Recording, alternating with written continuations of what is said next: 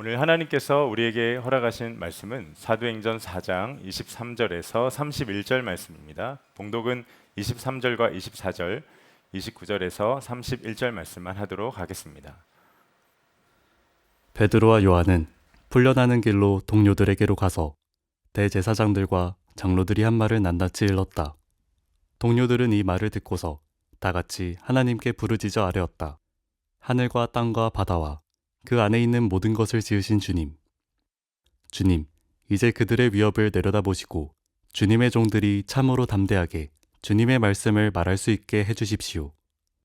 그리고 주님께서 능력의 손을 뻗치시어 병을 낫게 해주시고 주님의 거룩한 종 예수의 이름으로 표징과 놀라운 일들이 일어나게 해주십시오. 그들이 기도를 마치니 그들이 모여있는 곳이 흔들리고 그들은 모두 성령으로 충만해서 하나님의 말씀을 담대히 말하게 되었다. 아멘. 하나님의 말씀입니다. 네, 자리에 앉도록 하겠습니다. 우리 옆에 있는 분과 가까이 있네요. 우리 눈과 또 마음을 열고 환한 미소로 함께 인사하면 좋겠는데요. 주님이 우리와 함께 하십니다. 인사해 보겠습니다. 네, 주님이 우리와 함께 하십니다. 주님이 우리와 함께 하십니다. 자, 오늘도 우리의 예배를 받으시고 또 우리와 함께 하시는 주님을 찬양합니다. 앞으로 이제 5개월 동안 예배당 보수 공사가 이제 지난주 월요일부터 시작이 되었습니다. 이 봉사 기간에 우리 젊은이 교회는 이곳 6층 글로리홀과 지하 1층 샬롬홀에서 예배를 드리는데 오늘이 바로 역사적인 첫 주일입니다.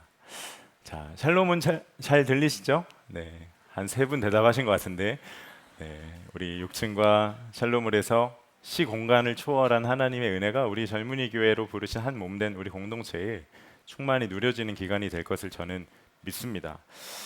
앞으로 5개월간 사실 낯선 환경입니다. 이곳이 누군가는 불편을 감수해야 하고 또 누군가는 평소보다 더 많은 헌신을 해야 하기도 하죠.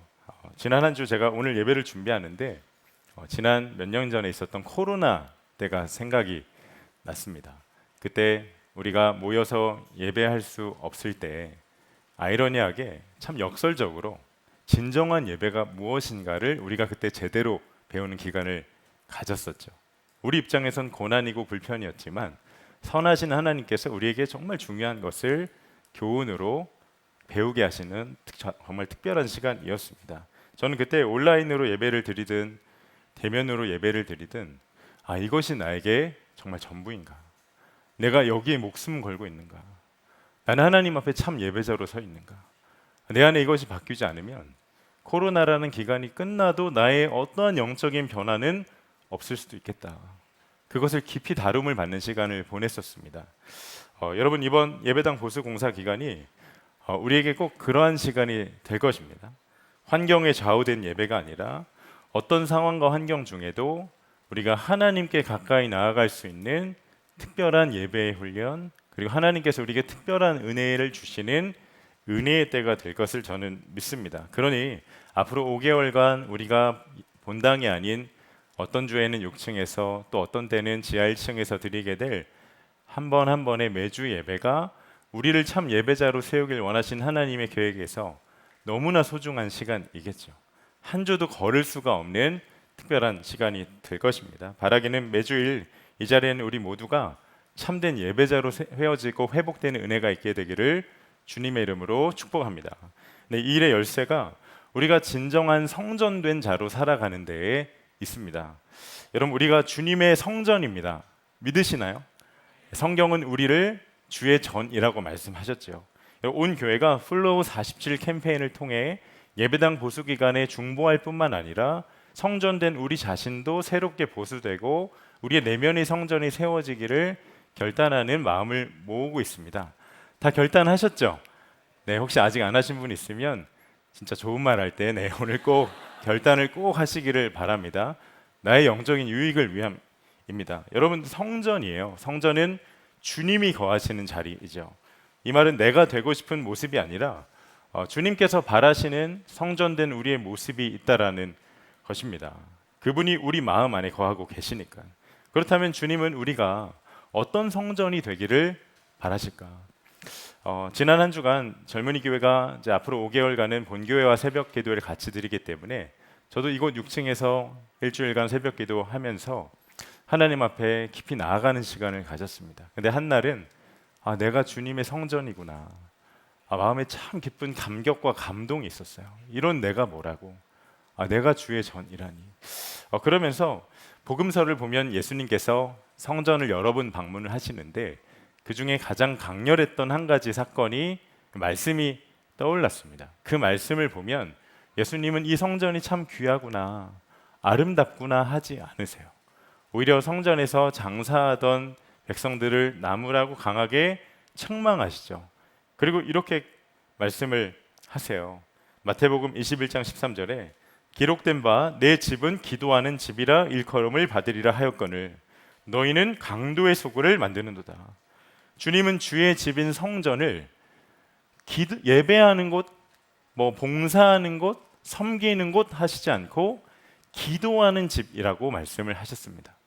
근데 주의 성전의 본질을 잃고 또 성전으로서 마땅히 해야 할 그 사명과 기능을 잊어버리고 세상에 한눈 팔려 있는 백성들을 다른 분이 아니라 예수님이 강하게 꾸짖고 책망을 하셨죠. 그런데 제 마음 안에 성전된 너희들의 마음도 똑같다. 너는 지금 너의 마음의 성전에 무엇이 가득 채워져 있는가? 나는 너희가 기도하는 집이 되기를 바란다. 기도하라는 강한 마음이 부어졌어요. 여러분, 기도해야 우리가 주님과 동행할 수 있고 또 주님을 닮아갈 수 있으며 우리의 삶을 향한 주님의 뜻이 이루어지는 통로가 여러분 기도에 있기 때문에 그렇습니다. 여러분, 20여 년 전에 우리 선한목자교회 지하 예배당에 본당의 공사가 멈추었던 때가 있었죠. 바로 그때 누군가 그 말씀처럼 기도하는 집이 되어서 기도를 심었기 때문에 우리 본당도 완공될 수 있었고, 사실 우리가 지금 이렇게 선한목자교회에 모여서 귀한 은혜를 누리며 신앙생활을 할 수 있는 겁니다. 여러분, 당시 젊은이 교회의 전신이었던, 창립되기 전에 그 청년부가 있었는데 그 청년부에 아주 유명한 기도의 3자매가 있었어요. 그들이 교회에서 광자모라고 불렸습니다. 광신도 자매들의 모임. 네, 어찌나 기도를 많이 했는지 늘 목소리가 허스키했대요. 분명 뒤에 보면 자매인데 톡톡 치면 할렐루야 막 이러시고 기도를 너무 많이 해서 목이 좀 걸걸했던 분들이 계셨는데, 여러분, 광자모가 뭘 했냐면 이제 퇴근하고 교회 와서 함께 찬양하고 기도하기 시작하고, 그러다가 이제 잠깐 눈 붙이고 다시 일어나서 새벽 기도 드리고 이제 다시 출근했다가 저녁에 다시 모이고 기도하고, 계절이 3번 바뀌도록 그렇게 3분의 자매가 기도했답니다. 도대체 무슨 기도를 했을까? 하나님 돈 많이 벌게 해주시고 주여 좋은 형제를 만나게 하소서 이런 기도했을까? 그런 기도가 아니었어요. 당시 우리 교회가 어려웠을 때 상처 입은 교회 위해서 기도했고, 청년들이 꽤나 많았는데 마음에 어려움이 있어서 많이들 떠나고 남겨졌던 청년들 위해서 그들이 기도했어요. 그런데 그렇게 기도하고 또 기도하면서 기도하면 되는구나, 하나님을 경험하게 돼요. 그러면서 비록 몸은 고단하지만 기대하는 마음이 생겨요. 그렇게 기도를 멈출 수가 없는 거죠. 황홀한 일 아닙니까? 여러분, 우리 젊은이 교회가 창립을 준비했던 20여 년 전에 젊은이 교회라는 청년들이 어른들로부터 재정과 의사결정을 독립한 이러한 모델이 되는 케이스가 많이 없었기 때문에 준비하는 이들이 정말 막막했었답니다. 처음에 기도할 수밖에 없죠. 여러분, 당시에 TF팀이 선한 팔남매라고 불렸었대요. 선한 팔남매. 근데 그들이 했던 가장 중요한 사역이 뭐였나? 우리의 생각과 계획과 설계도는 잠시 접어두고 하나님의 마음을 먼저 구하자. 이 주의 몸된 교회를 향한 하나님의 계획과 그 마음을 한 마음이 될 때까지 구하자. 가장 중요한 준비가 바로 기도였던 겁니다. 여러분, 8명의 멤버들이 먼저 기도하는 집으로 지어졌기 때문에 지금 젊은이 교회 기초가, 초석이 다져질 수가 있었던 거예요. 여러분, 우리가 이렇게 선한목자교회 또 젊은이 교회에서 신앙생활하는 모든 게 사실은 기도의 열매입니다. 모든 중요한 것이 무릎으로 인하여서 시작되었던 것이기 때문에 우린 누군가 심었던 기도의 씨앗을 지금 열매로 거두고 있는 거겠죠. 그런데 제 마음에 이런 감동이 있어요. 가장 놀라운 기도의 열매가 뭘까? 누군가 뿌렸던 기도의 씨앗을 지금 우리가 이렇게 호사롭게 누리고 있는 그것일까? 아니요. 어떤 조직과 시스템과 본당이 완공된 게 아니라 그때 기도했던 한 사람 한 사람의 청년이 주의 성전이 되어 기도하는 집으로 주님 앞에 나아가고, 그리고 하나님의 말씀을 붙들고 순종함으로 그렇게 발걸음을 내딛었을 때 하나님의 나라와 뜻이 그들의 삶 가운데 교회와 부르심과 세상과 일터에서 성취되는 것을 볼 수 있었던 그 은혜들이 가장 놀라운 열매가 아닐까? 그런 마음이 들더라고요. 여러분, 지난 몇 주간 이러한 역사를 생각하면서 제 마음이 참 비장하기도 하고 또 절박하기도 하고 간절하기도 했습니다. 왜 그런 줄 아세요?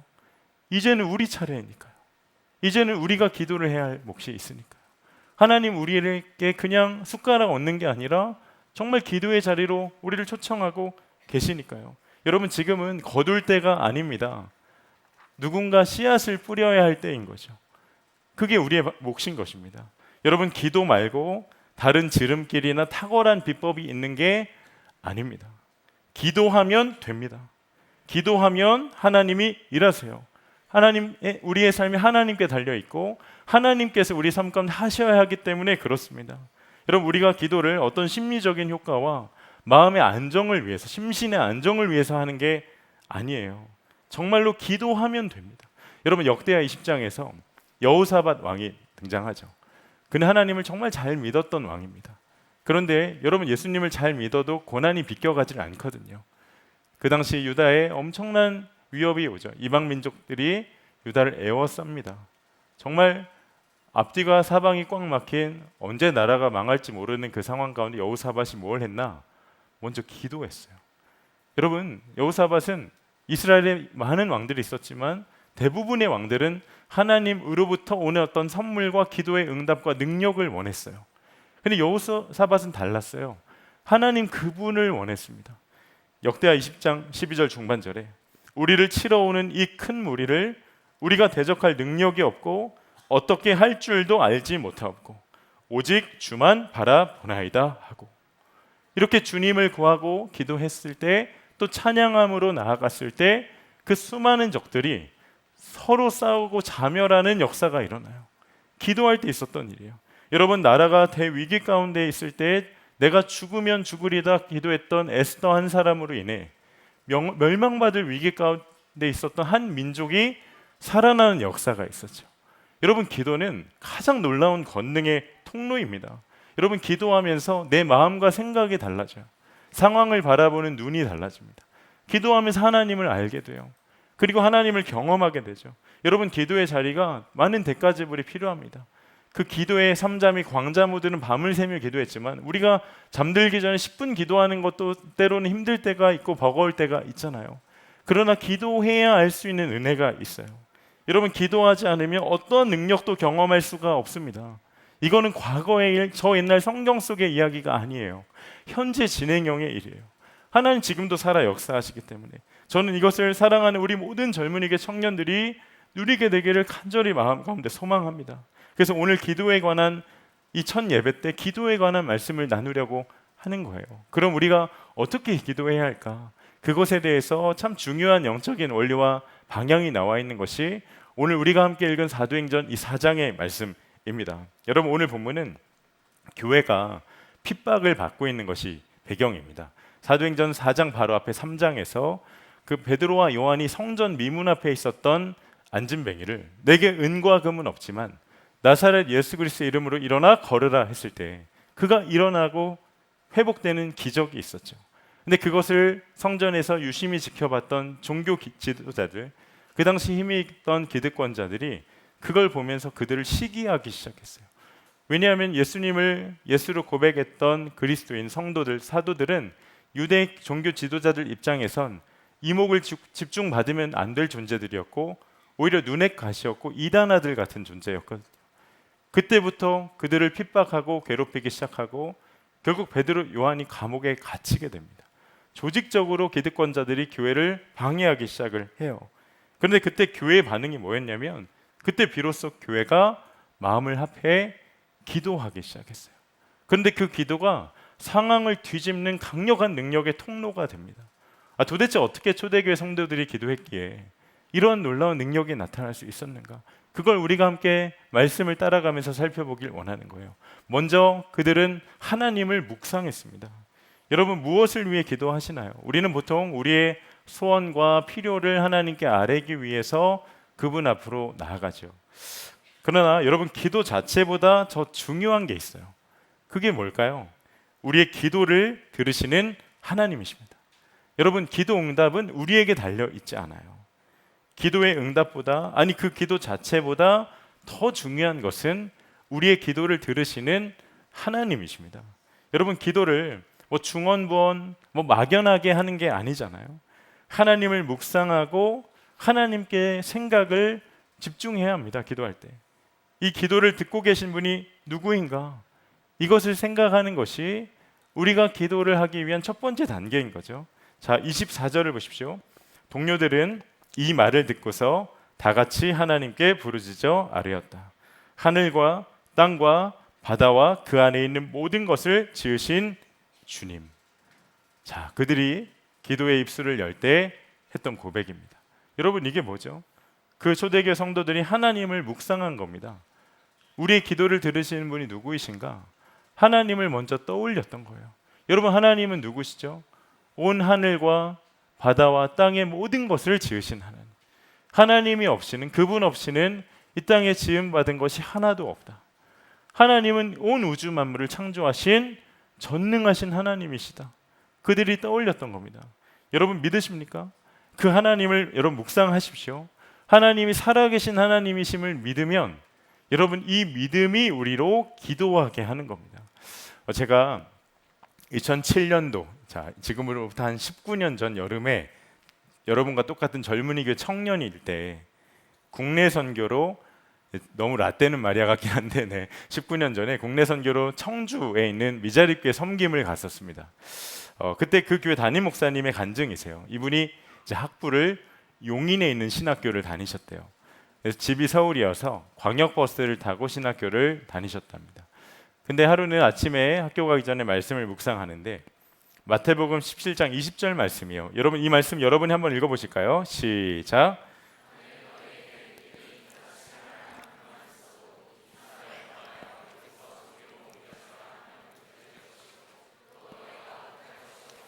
자, 유명한 말씀이죠. 바로 이 말씀을 아침에 묵상하고 이제 버스 타고 늘 가던 학교를 가기 시작하셨는데, 이제 서울 외곽을 지나서 용인을 향해 가는데 어느 순간부터 도시가 이제 시 외곽에 벗어나니까 논이 나오고 산이 보이더랍니다. 차창 밖으로 산이 보이는 거예요.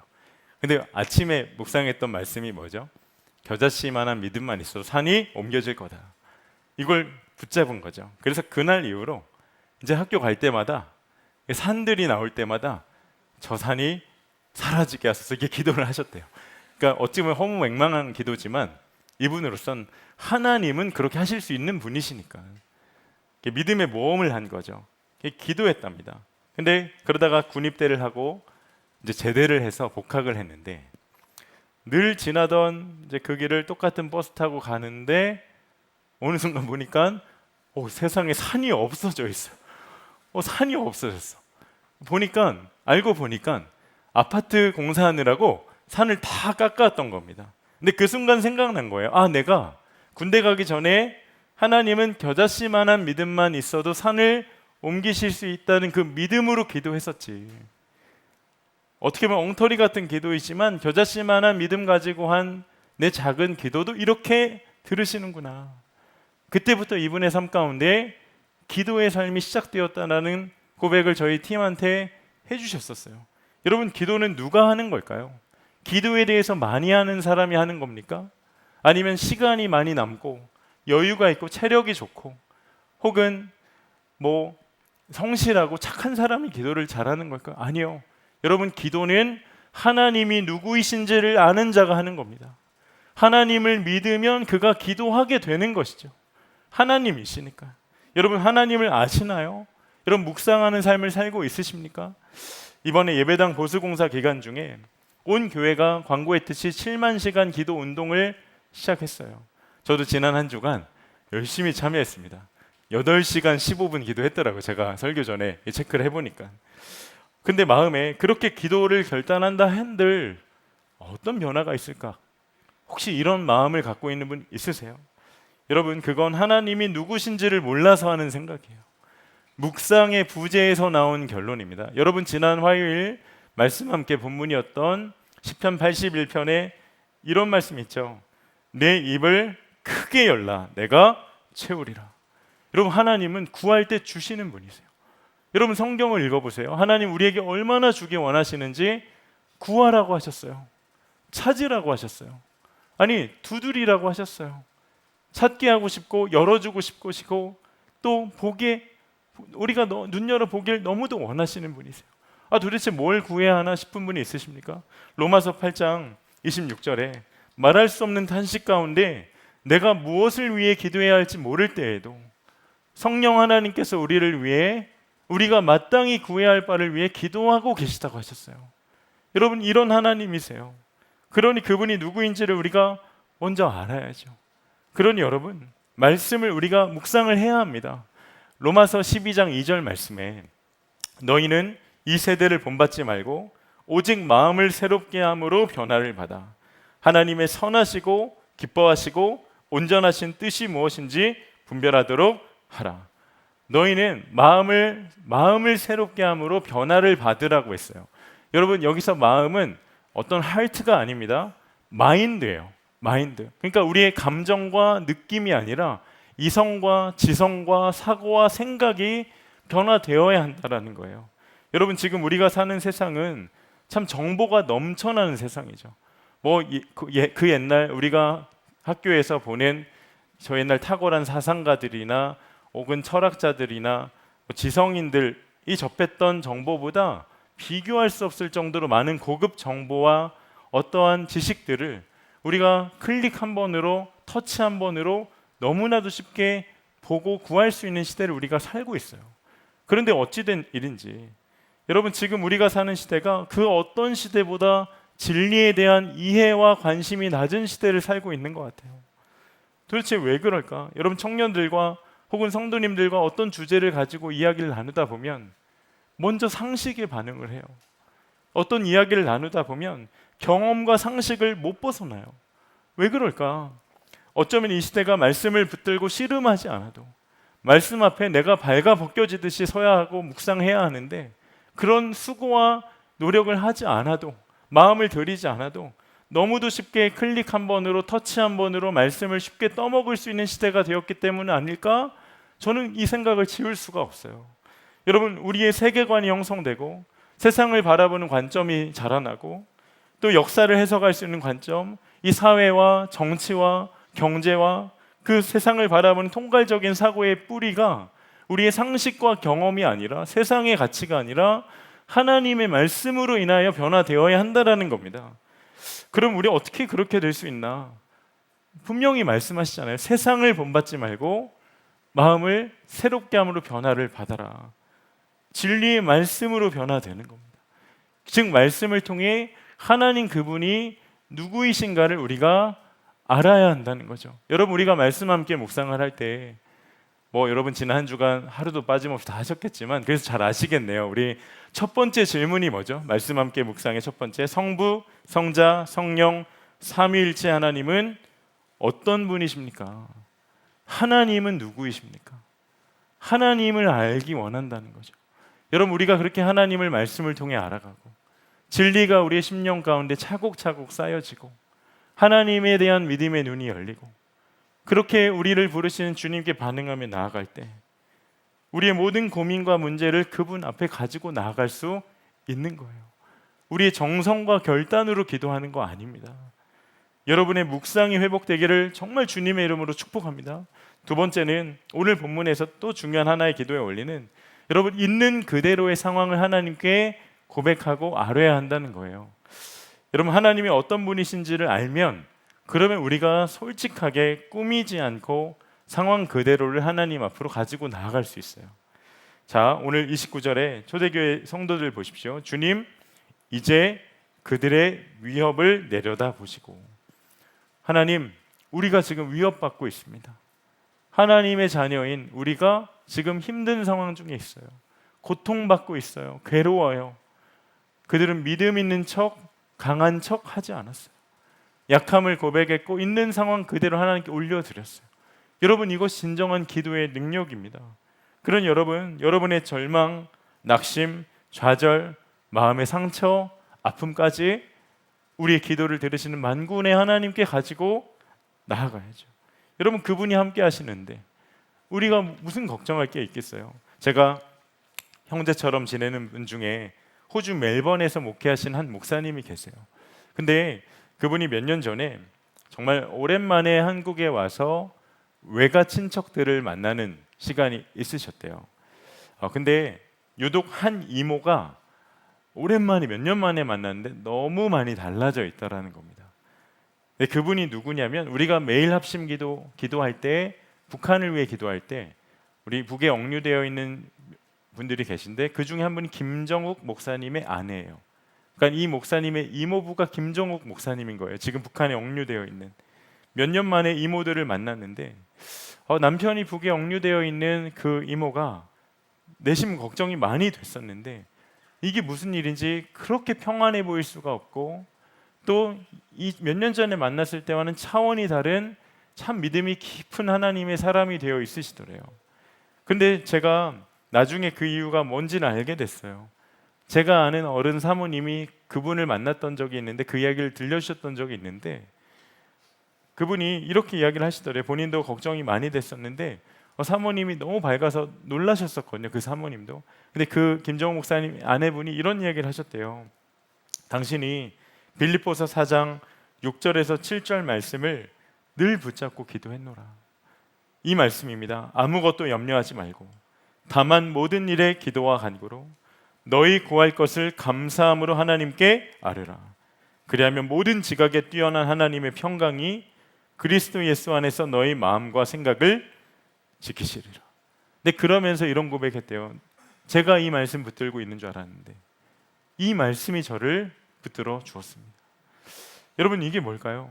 여러분, 제가 남편이 북한에 억류된 그 사모님의 그 마음의 절망과 하나님께 탄식함으로 나아갔을 그 기도의 내용을 다 알 수는 없어요. 그러나 제가 정말 믿는 한 가지는 그분에게 염려도 많고 걱정도 있겠지만 다만 모든 일에 기도와 간구로 하나님 앞에 포장하지 않고 자신의 감정과 상황 솔직히 그대로 가지고 나아갔기 때문에 마음과 생각을 지켜주신 하나님의 평강의 능력을 경험했을 거라고 저는 확신합니다. 여러분, 나보다 나를 더 잘 아시고 내 모든 걸음을 인도하고 계시며 남들에게 말하지 못할 나의 쓴뿌리까지도 다 헤아리신 하나님이신데 여러분, 그분 앞에 꾸밀 게 뭐가 있겠어요? 여러분, 비밀로 할 게 뭐가 있겠어요? 하나님 앞에 가릴 게 뭐가 있겠어요? 솔직하게 하나님께 나아가십시오. 이게 우리에게 참 위로이고 기도의 능력을 여는 열쇠가 됨을 저는 믿어요. 그런데 오늘 본문에서 우리가 정말 한 가지 눈여겨봐야 할 중요한 한 가지가 있습니다. 여러분, 초대교회 성도들의 기도가 정말 귀한 것이 그들이 하나님께 모든 것을 아뢰일 수 있었지만 가장 먼저 구한 것이 무엇이었나? 여러분, 기억하세요. 나의 뜻이 아니라 그들은 하나님의 뜻을 먼저 구했습니다. 그들의 기도의 내용을 살펴보면 사도들을 풀어달라는 기도의 내용이 없어요. 물론 기도했을 수도 있죠. 그러나 성경엔 기록되지 않았어요.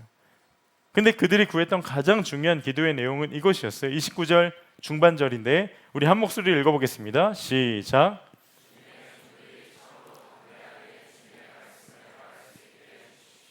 이 일을 위해서 문제가 풀려나야 한다는 거예요. 상황을 해결하고 모면하기 위한 기도 드렸던 거 아니에요. 복음을 담대하게 전하기 위해 풀려나야 한다는 기도였어요. 여러분, 이 모든 기도의 핵심이 무엇이었나? 하나님의 뜻, 하나님의 나라를 먼저 구하는 기도였어요. 여러분, 여러분의 기도는 어떻습니까? 여러분, 대학생들 시험 남은 지체들도 있고 이제 끝난 지체들도 있을 텐데 시험 기간에 시험 등분 없었기를 바랍니다. 근데 시험 기간에 기도할 때 하나님, 제가 시험 기간 힘들지만 이런 상황 중에도 나의 삶을 향한 하나님의 우선순위를 놓치지 않게 해주세요. 여러분에게 이런 기도가 있으셨습니까? 우리가 취업하기 어렵고 내 앞가림도 하기 어려운 현실인데 하나님, 이러한 상황 중에도 내가 하나님 나라를 위해 받은 사명, 하나님의 말씀을 전하는 열정이 식어지지 않게 해주세요. 그런 기도가 여러분의 삶에 있으신가요? 여러분의 기도 가운데 우리 교회와, 아니 이 나라와 이 민족과 그리고 북한과 열방을 향한 간구가 있으십니까? 여러분, 내 원함도 아니고 하나님의 뜻을 구하는 기도인데 여러분, 어찌 하나님이 주목하시지 않을 수가 있을까? 여러분, 초대교회 성도들을 보십시오. 그들이 하나님의 뜻을 구했을 때 어떤 일이 일어났는가? 여러분, 31절에 한번 같이 읽겠습니다. 시작.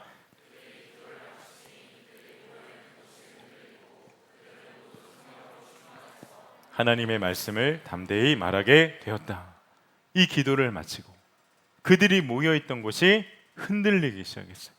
여러분, 핸드폰 지금 진동 모드로 해놓으신 분, 흔들리는 게 진동 정도 수준이 아니에요. 원어를 보면 지진이 나듯 흔들렸던 겁니다. 오직 하나님의 이름과 영광을 위해 하나님의 뜻이 이루어지기를 간구했을 때 세상이 흔들리는 강력한 주의 역사가 임했던 것이죠. 여러분, 이게 우리에게 무엇을 이야기할까요? 이 세상에서 가장 강력한 힘이 하나님의 뜻을 구하는 기도라는 거예요. 기도입니다. 기도. 예배당 보수공사를 앞두고 우리 김다희 담임 목사님께서 목사님들과 먼저 회의할 때 우리 7만 시간 기도 운동 합시다. 그리고 우리 함께 금요일 날 심야 기도 시작합시다. 여러분, 그 비전을 선포하셨을 때 제 마음이 솔직히 어땠을 것 같아요? 절 너무 무시하는 것 같은데, 네. 너무너무 기뻤어요. 너무너무 좋았어요. 왜? 어떤 마음까지 있어요? 내가 할 수 있으면 7만 시간 다 채워봐야지. 계산해 보니까 안 되더라고요. 네. 잠 안 자고 이제 5달 동안 밤새 기도해도 그렇게 못 하더라고요. 한 3,000시간 할 수 있으려나? 제가 얘기를 왜 하는지 모르겠지만 마음 가운데 왜 이게 기뻤냐면 어떤 전략과 계획과 방법보다 더 중요한 건 기도이니까. 여러분, 우리 삶에 기도 없이 된 일이 있다면 그것도 주의 은혜, 주님이 하신 일이지 나의 어떠함으로 된 일이 아니죠. 여러분, 무릎에서 나오지 않은 모든 것은 다 헛것이 될 것임을 우리가 기억해야 되는 거잖아요. 이제 본격적인 단기 선교 준비 시즌입니다. 이번에 국내 선교학교 2주차가 있는데 어떤 팀이 이제 어디로 선교를 나가게 돼요. 그러면 다들 이제 중보기도 할 거잖아요. 카톡방에 매일 말씀 묵상 올리고 모여서 기도하고 잠깐 시간을 쪼개서 줌으로 기도하고 중보기도를 우리가 이제 시작을 하게 돼요. 근데 많은 청년들 안에 중보기도는 직접적인 사역이 아니라 사역을 잘 될 수 있도록 돕는 보조 사역이지, 이렇게 생각하는 경향이 있어요. 기도를 한다는 건 내가 선교지에서 가서 할 찬양과 율동과 진행과 음식 만들기와 영상 촬영을 잘 할 수 있도록 돕는 사역이라고 생각해요. 뭔가 기도하면 좋고 안 하면 좀 불안하긴 하지만 우리 팀은 기도 없이는 한 발자국도 나갈 수 없다, 이런 마음을 품고 있는 청년들은 흔하지 않은 것 같아요. 여러분, 우리가 기도에 대해 우리의 자세와 생각이 바뀌어야만 합니다. 여러분, 기도할 수 있다면 그건 가장 큰 사역인 거예요. 기도하는 것 자체가. 왜냐하면 기도를 통해 전능하신 하나님의 뜻이 우리를 부르신 해외와 국내 선교지에서 그 기도 가운데 풀어지고 성취될 것이니까요. 가장 실제적인 사역이에요. 여러분, 가장 실제적인 능력이 기도임을 꼭 붙드시기를 바랍니다. 여러분, 그 절박함으로 그 믿음을 가지고 저도 이번 한 주 내내 기도를 심었어요. 주님, 우리 젊은이 교회가, 우리 사역자 공동체가, 우리 기획위원들이, 우리 모든 셀 리더들이, 우리 팀장들이, 우리 청년들이 하나님 앞에 기도하게 하십시오. 무엇보다 이 종이 하나님 앞에 기도하게 하소서. 한 주 내내 기도했어요. 근데 기도하면 할수록 마음이 더 간절해져요. 이전에는 기도하면 좋고 안 하면 뭔가 아쉽고 그런 마음이었는데, 근데 요즘은 기도하지 않으면 내가 어떻게 이 하루를 살 수 있을까? 기도하지 않으면 내가 오늘 이 하루 어떻게 또 살 수 있을까? 이런 생각이 들어요. 기도를 하면 좋고 안 하면 아쉬운 것이었는데 기도 없이는 이제 못 살겠어요. 기도하면 할수록 이 마음이 너무 간절해져요. 그러면서 지난 한 주간 마음 가운데 깊이 다름을 받고 붙잡은 한 가지가, 기도하기 위해선 기도하기 좋은 영적인 상태를 잘 유지하는 게 너무 중요하겠구나 깨달았어요. 여러분, 이 시대 청년들의 기도를 막는 너무 많은 유혹과 시험이 우리 삶 가운데 있습니다. 마귀가 우는 사자처럼 우리를 삼키려고 두루 찾고 있잖아요. 실제입니다. 여러분에게 어떤 유혹과 시험이 있으신가요?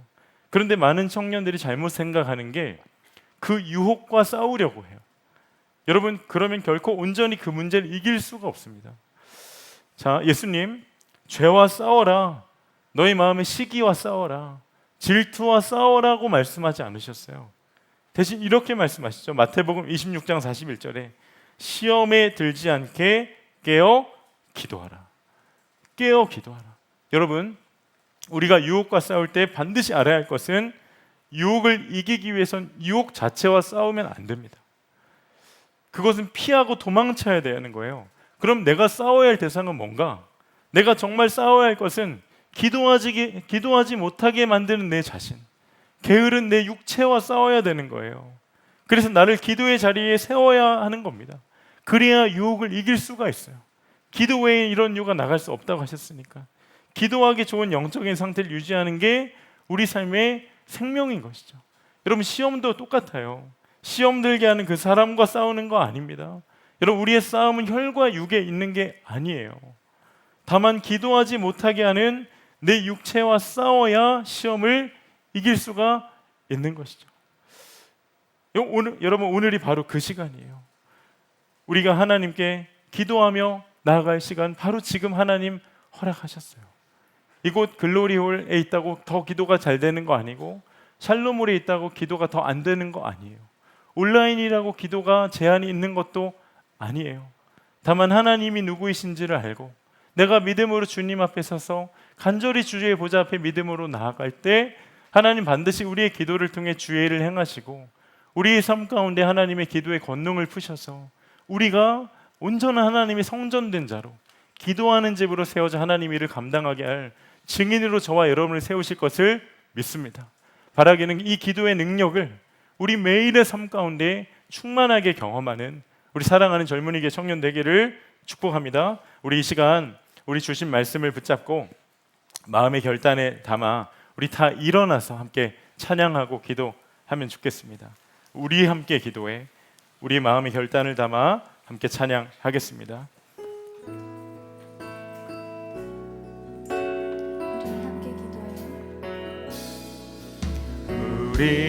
우리 함께 기도해 주 앞에 나와 무릎 꿇고 긍휼 베푸시는 주 하늘을 향해 두 손 들고 하늘 문이 열리고 은혜의 비추기 이 땅 가득 내리도록 마침내 주 오셔서 의의 비추기 우리 위에 다시 한번 고백합시다. 우리 부으시도록 함께 기도해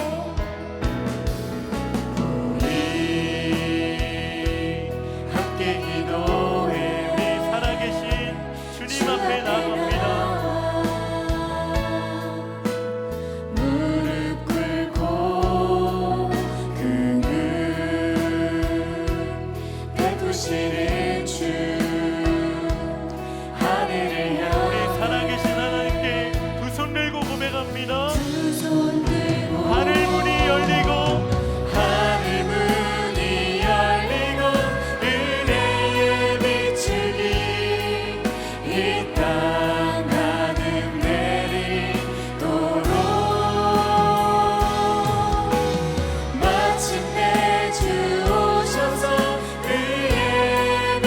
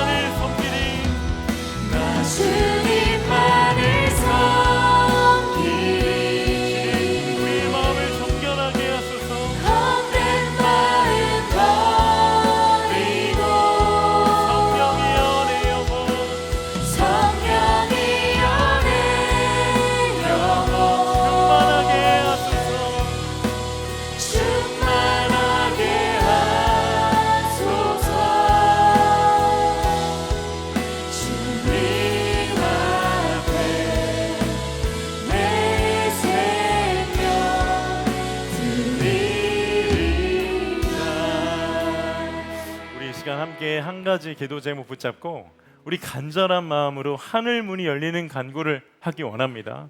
여러분 5달 동안 이제 예배당 보수 기간이 시작되었는데 여러분 하나님께서 우리 선한 목자교회와 주의 성전된 우리를 바라보시면서 무엇을 가장 바라실까요? 우리 자신이 하나님의 온전한 성전 되는 것을 주님이 너무나도 바라시고 소원하신다고 저는 확신합니다. 주님이 많은 성전을 여러 번 다니셨지만 그 성전이 성전된 기능을 하지 못할 때 주의 사랑하는 자녀들이 성전에 왔음에도 불구하고 꾸짖고 책망하신 것을 우리가 말씀을 통해 보았어요. 여러분은 여러분 내면의 성전 안에 무엇으로 세우고 어떻게 성전을 세우고 있으십니까? 우리를 성전이라 말씀하신 주님이 거하시기에 좋은 내면의 성전의 상태로 살고 있으십니까? 이 일을 정리하기 위해서 오늘 우리가 함께 결단하고 싶은 건 주님, 제가 기도하는 집으로 서겠습니다. 기도의 권능이 회복되게 하여 주시옵소서. 초대교회 성도들이 하나님을 묵상하고 하나님을 믿고 믿음으로 하나님의 나라와 의를 구하며 기도하였을 때 세상에 진동이 임하였던 놀라운 권능이 임하였던 그 기도가 주여 나의 삶 가운데 회복되게 하여 주시고 하늘의 권능이 임하는 충만한 기도의 통로가 나의 삶, 우리 젊은이 교회가 되게 하여 주시옵소서. 이 믿음의 눈으로 주님을 바라보며 쉼없이 기도하는 기도의 성전 주여 내가 되게 하여 주시옵소서. 우리 주의 이름을 한번 부르짖고 합심하여 함께 기도하겠습니다. 주여 하나님 감사합니다. 하나님 일하소서. 우리의 심령 가운데 하나님의 마음이 부어지기를 원합니다. 우리를 기도의 영혼으로 부르시고 하나님 우리를 주의 성전 삼으신 아버지 하나님, 아버지 우리 안에 기도의 능력 회복되게 하소서.